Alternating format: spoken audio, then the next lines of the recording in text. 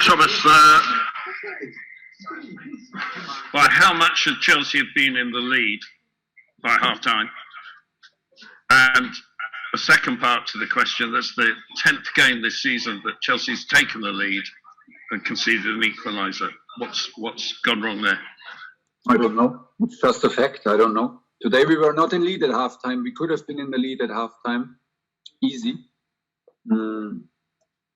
We were not, obviously. We have to be careful now because, of course, also me myself, it's easy now to point the finger on it happens again. But we have a huge chance to sit here after the same game and talk about the 3-0 and how impressive things are when we miss so many players. It's a huge possibility, no? Because I mean, it's this one free kick and we got punished again. If we look back, it seems that it happens too often. We need to consider that sometimes in looking back, we also do a lot of mistakes in analyzing and finding patterns which are maybe not there. But you can be sure we will not look away. Dressing room is very disappointed. I'm very disappointed, of course.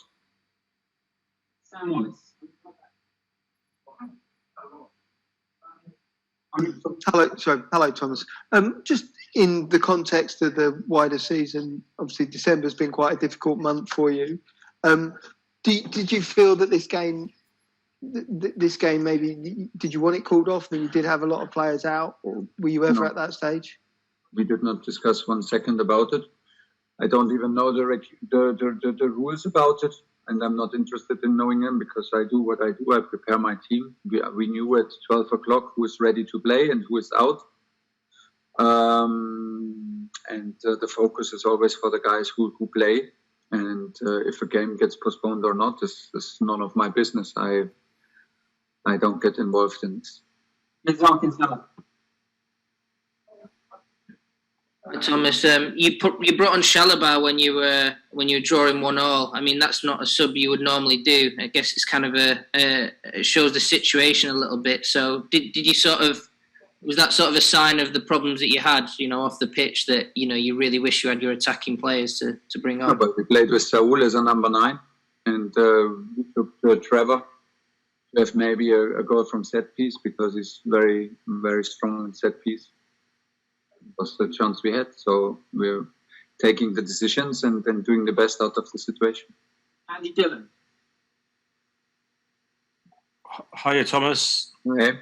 Hiya. I just wonder, I know games are being called off and that the situation may be taken out of your hands, but I'd just like to ask you, if I may, how concerned are you becoming about the race at the top with Liverpool and Manchester City? December usually has a lot of games, which means you can make up ground quickly, but it also, it can mean you can lose ground quickly, and how worried are you becoming that these mistakes are costing you overall for the title race? I don't have an answer for that. I'm concerned that we have too many players out today, 6-7 players out. I think this is in the moment the problem, and one of the key problems. About the situation in central midfield since 8 weeks.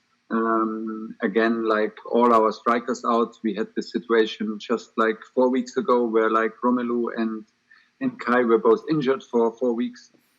So we struggle. We struggle obviously with this, and at the same point we always focus on the solution and on the guys that we have on the pitch. We were strong enough today. Again, I'm not so sure right now why we get punished like this. I see teams concede much more chances than we do. I see teams concede much more half chances than we do. We conceded absolutely nothing, and still it's a draw. I think we have a huge possibility to sit here with a 3-0 for us, and it would be a fair result, but I cannot change it anymore, and that's why we need to find the balance in being honest, of course, and critic with each other, but to accept sometimes that we get punished for not a lot. Last two, Harvey and then Nick Dribble to finish. Thomas, I think at the moment, because of COVID, you've got more than £200 worth of players unavailable. And at the moment, your game on Sunday against Wolves is going ahead. Do you think it affects the integrity of the Premier League competition if teams are being almost made to play without so many of their star players?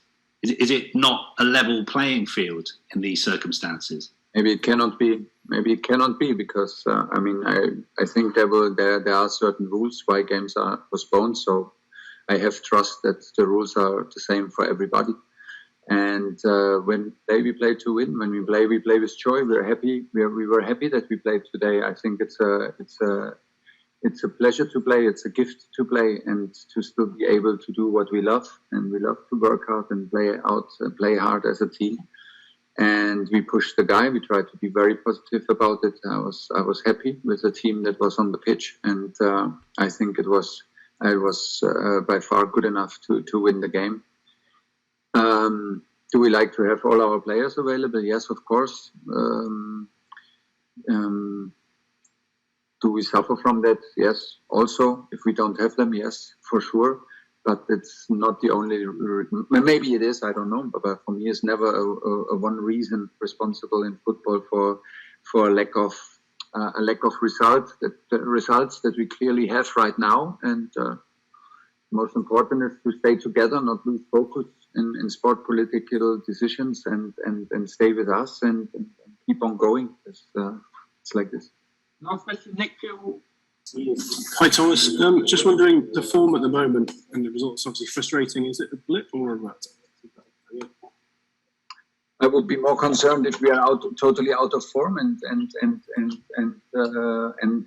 concede the first goal and then struggle to come back. I would be more concerned.